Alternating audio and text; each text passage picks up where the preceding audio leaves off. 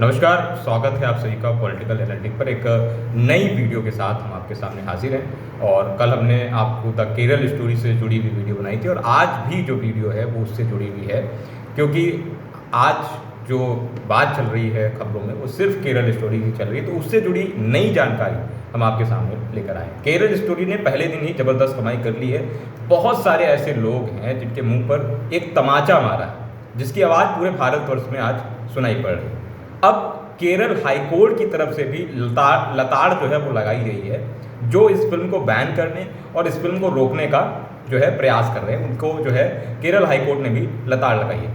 Kerala high court के पास जब film को बैन करने के लेकर गए और रोकने का जो है लेकर गए कि फिल्म को रोकना है, उसका विरोध करने को लेकर गए, जो भी लोग जिन्होंने पिटीशन और याचिका दायर की, जो लोग फिल्म को विरोध करने के लिए सड़कों पर उतरे हैं, वही लोग गए, वही अपनी हठी मानसिकता के कारण इस फिल्म को विरोध करने के लिए केरल हाईकोर्ट तक पहुंचे, जिसमें इस फिल्म में जहां आतंकवाद के चेहरे को, असली चेहरे को दिखाया जा रहा है, ऐसे में सवाल बनता है कि आतंकवाद की क्रूर मानसिकता और उनकी दरिंदगी को देश के सामने ना रखने वाले, रखने से रोकने वाले वे लोग कौन हैं और उनकी मनसाएं जो हैं वो क्या हैं। फिल्म में कुछ गलत तो दिखाया नहीं जा रहा है। अपने ही देश में भारत की कुछ माँ और बहन के साथ इतने बड़े स्तर पर जो दुर्व्यवहार हुआ है, जो उनकी पूरी जिंदगी का तहस नहस हुआ है, वही फिल्म में दिखाया गया, जिन्हें बहला फुसलाकर धर्मांतरण कराया गया है और फिर उन्हें जो है ISIS में शामिल कराया गया। इसी सब चीज़ को केरल स्टोरी फिल्म में दिखाया गया।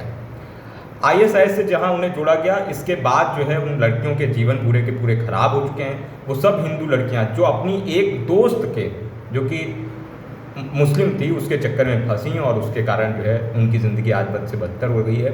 और ये अब पहले नहीं हुआ है, ये आज भी हो रहा है।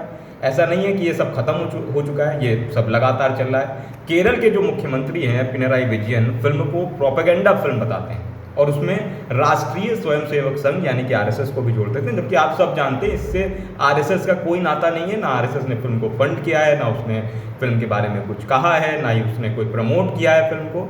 लेकिन फिर भी पिनराई विजयन जो हैं वो इस फिल्म को एक प्रोपेगेंडा फिल्म और RSS से जोड़ देते हैं।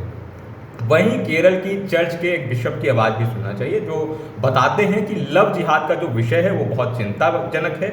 वो उस पर चिंता जाहिर करते हैं, वो इसे एक गंभीर मुद्दा भी बताते हैं। वो बताते हैं कि केरल में कैसे मुस्लिम व्यक्ति द्वारा महिलाओं का धर्म परिवर्तन हो रहा है। केरल में लव जिहाद और ISIS में शामिल होने वाले लोगों को लेकर लगातार आवाज़ उठाई जा रही है और अब फिल्म को सॉफ्ट पावर की तरह इस्तेमाल किया जा रहा है, जिससे कि ये सब जानकारी जो है वो लोगों को तक पहुँचे, ये खबर भारत के प्रत्येक नागरिक तक पहुंचे। इस वजह से इसको फिल्म के रूप में आप सबके सामने पेश किया जा रहा है। केरल हाईकोर्ट में बैठे जज साहब ने इन लोगों को ऐसा जवाब दिया जो विरोध करने लेकर के गए थे, फिल्म को रोक को लेकर के गए थे। उन्होंने जज साहब ने, जो केरल हाईकोर्ट के, उन्होंने ऐसा जवाब दिया कि आज उनकी चर्चा चारों तरफ है। लोगों का कहना है कि इन जज को अब सुप्रीम कोर्ट का जज बना देना चाहिए। जो इस फिल्म को लेकर के गए जज साहब के पास, तो जज साहब ने साफ तौर पर कह दिया कि ट्रेलर देखने के बाद इसमें ऐसा कुछ नहीं है जिसमें ये कहा जा सके कि ये फिल्म एक पर्टिकुलर धर्म के विरोध में है। जज ने यह भी कहा कि जो इस फिल्म के लिए रोक के लिए याचिका डाल रहा है उसने फिल्म को देखा नहीं है, और जब सेंसर बोर्ड से फिल्म को रिलीज़ किया जा चुका है, ऐसे में फिल्म को देखकर ही अनुमति दी गई। फिल्म सभी मापदंडों पर खरी उतर रही है या नहीं, ये सब देखा गया और तभी सेंसर बोर्ड ने इसको अनुमति दी है रिलीज़ करने के लिए।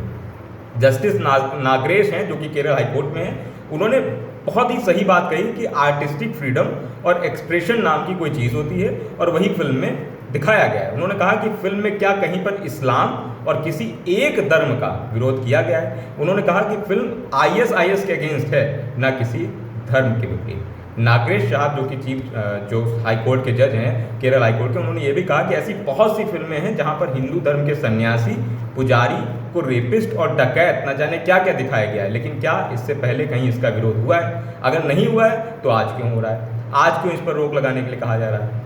कुछ लोग का ज्ञान लेकिन इतना तुच्छ हो गया है जो आंकड़े में फंसे हुए हैं, जबकि लोगों और दर्शकों का मानना है कि अगर एक भी लड़की के साथ ऐसा कुछ हुआ है तो वह भयावह है। डायरेक्टर और मेकर्स के काम को प्रोत्साहित करने के बजाय कुछ लोग इस काम का कुतर्क कर रहे हैं और उंगलियां उठा रहे हैं। निमिषा नाम की लड़की थी, केरल में डेंटिस्ट थी, साथ रहने वाली एक मुस्लिम दोस्त ने इस्लाम धर्म में कन्वर्ट कर दिया। निमिषा फातिमा बन गई और फिर ISIS ज्वाइन कर लिया। अब जब ISIS और पति दोनों खत्म हो गए तो भारत वापस आने की गुहार लगा रही है वो निमिषा। अब उस लड़की का क्या होगा, ये उन लोगों से पूछना चाहिए जो इनाम रख रहे हैं 1 करोड़ का, या जो इस फिल्म की रोक लगाने की बात करें। इस लड़की को बहलाकर धर्म का हवाला देकर फंसाया गया और आज उसकी और उसके पूरे परिवार की ज़िंदगी बर्बाद हो गई। केरल का एक दूसरा उदाहरण ले लीजिए, मेरिन जैकब। ये एक क्रिश्चियन महिला थी, ईसाई महिला थी, केरल की रहने वाली थी, ईसाई थी, लेकिन इस्लाम में कन्वर्ट होकर मेरिन से मरियम हुई। इनके भी शौहर और ISIS का जब खात्मा हुआ तो ये भी अब भारत आने की गुहार लगा रही हैं। एक और महिला थी, ईसाई की थी, सोनिया सेबेस्टियन। ये भी केरल की रहने वाली थी, इस्लाम में कन्वर्ट होकर के आयशा हो गई और अब ये भी जो है, जो 2 लड़कियां थी उन्हीं की तरह भारत आना चाहती है। VS अच्युतानंदन जो कि 2006 से 2011 तक केरल के मुख्यमंत्री थे। 2010 में दिल्ली की एक प्रेस मीट में उन्होंने बहुत ही जो है संवेदनशील बात कही थी। उन्होंने कहा था कि अगले 20 साल में, ये 2010 में चीफ मिनिस्टर कह रहे हैं, वो कह रहे हैं कि अगले 20 साल में अगर केरल जो है वो मुस्लिम राज्य बन सकता है, क्योंकि मुस्लिम राज्य बनाने की जो कोशिश है केरल में बहुत तेज़ी से हो रही है। बहला फुसलाकर लड़कियों और युवा को इस्लाम में शामिल किया जा रहा है, पैसा ऑफर किया जा रहा है, मुस्लिम लड़कों को हिंदू लड़कियों से शादी करने को कहा जा रहा है जिससे उनकी आबादी बढ़ सके। ये सब 2010 में हो रहा है। 2017 में PFI की एक हेड महिला ने बताया था कि कैसे सत्य सारिणी नाम का एक ऑर्गेनाइजेशन केरल में चल रहा है जो बड़े स्तर पर लोगों को कन्वर्ट कर रहा है। ऐसे दावे थे कि सत्य सारिणी PFI की ही सिस्टर ऑर्गेनाइजेशन है।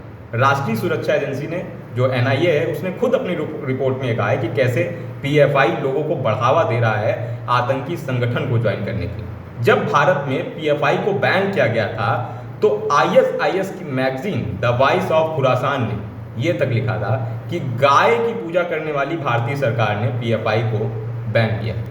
गाय की पूजा करने वाली भारतीय सरकार, और इस खबर की हेडलाइन दिया था कि भारतीय मुसलमानों के लिए ये चिंता का विषय है कि PFI को भारत में बैन किया गया। यही आज देखने को मिल रहा है, जब सच्चाई दिखाई जाती है या फिर PFI जैसे संगठन को बैन किया जाता है तो कैसे एक स्वर में आवाज़ उठती है, कैसे एक स्वर में फिल्म को बैन करने की मांग एक धर्म के लोग जो उठाते हैं या एक विचारधारा के लोग उठाते हैं, कैसे लोग सड़कों पर आ जाते हैं, कैसे आतंकियों को आतंकी कह देने पर लोगों के धुआं निकलने लगता है। अब इसी को उजागर करने और हिम्मत वाला काम किया है सुदीप्तो सेन ने, जो ऐसी फिल्म लेकर आए हैं। फिल्म आने वाले दिनों में और भी बेहतर कमाएगी ऐसी उम्मीद है। ऐसी फिल्मों का कलेक्शन होना भी ज़रूरी है, क्योंकि जब ऐसी फिल्में होंगी तो अन्य डायरेक्टर जो है इससे प्रोत्साहित होंगे और ऐसी फिल्म बनाने की जिम्मेदारी उठा सकेंगे। ऐसे में यहाँ पर भारत के लोगों को चाहिए कि जितना भी हो सके इस फिल्म को सपोर्ट करें, इस फिल्म को आगे बढ़ाएं, इस फिल्म को ज़्यादा से ज़्यादा दर्शक देखें, देख भी रहे हैं और बहुत अच्छा कलेक्शन किया है। आने वाले दिन में जितना ये कलेक्शन करेगी उतना ही आपको ऐसी फिल्में और देखने को मिलेगी। तो इस फिल्म को सपोर्ट करिए और सपोर्ट करिए हमें भी। हमारे चैनल को सब्सक्राइब करिए, वीडियो को शेयर करिए और लाइक और कमेंट करना ना भूलिए। धन्यवाद।